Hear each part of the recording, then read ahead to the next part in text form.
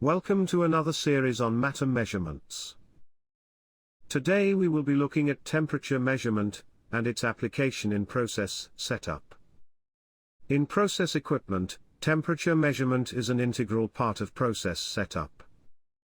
This electronic device are used to determine the temperature within a vessel or machine, the temperature within an environment, and many more. But before we go into temperature measurements proper, let's look at how temperature came to be. Temperature is by far the most measured parameter. It impacts the physical, chemical and biological world in numerous ways. Intuitively, people have known about temperature for a long time. That is the feel which is the hotness when fire is involved, or the cold feeling during snowing season in winter at the northern hemisphere. Greater knowledge was gained as man attempted to work with metals through the Bronze and Iron Ages. Some of the technological processes required a degree of control over temperature.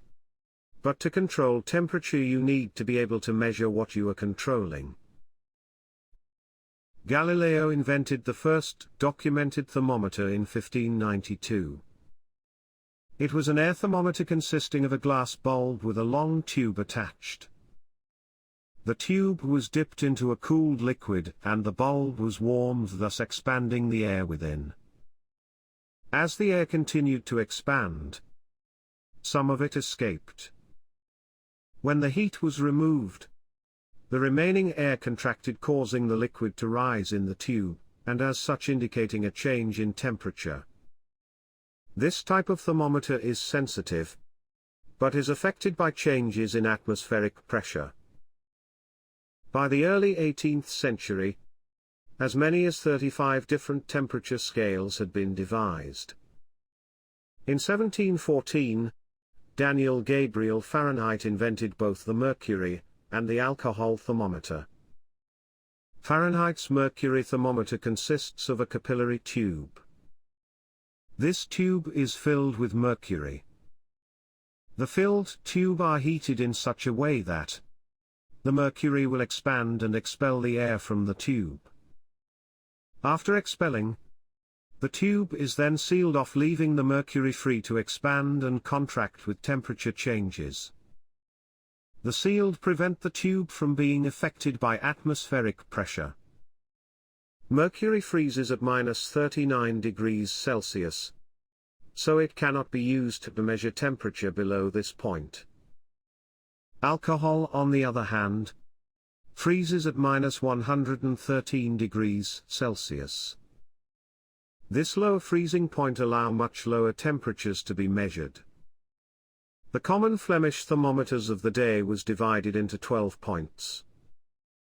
After some time, Fahrenheit further subdivided this range into 96 points, giving his thermometers more resolution and a temperature scale very close to today's Fahrenheit scale. Also at that time, there appeared to have been between 15 and 20 different temperature scales at this time. This was also a result of national bias. Some countries preferred the scale to be marked in a different way.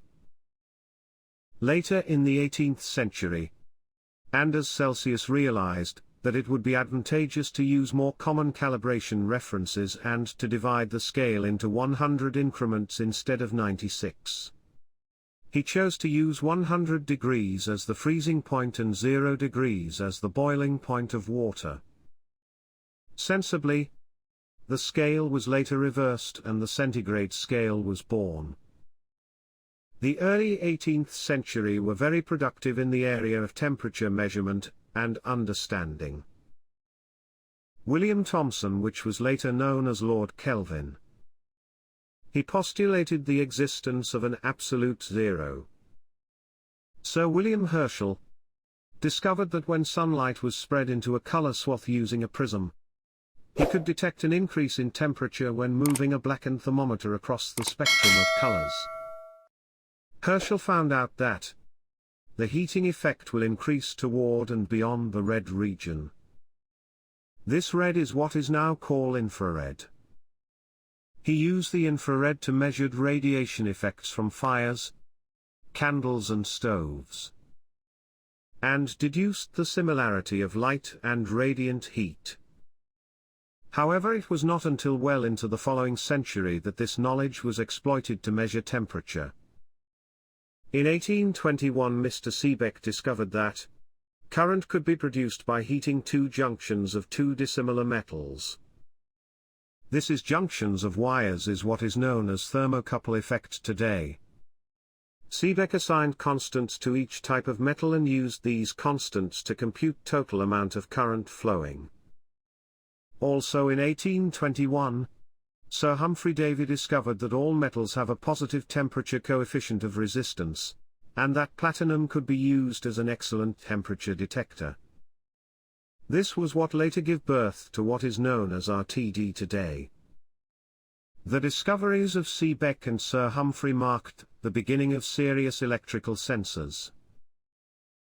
Gradually the scientific community learned how to measure temperature with greater precision.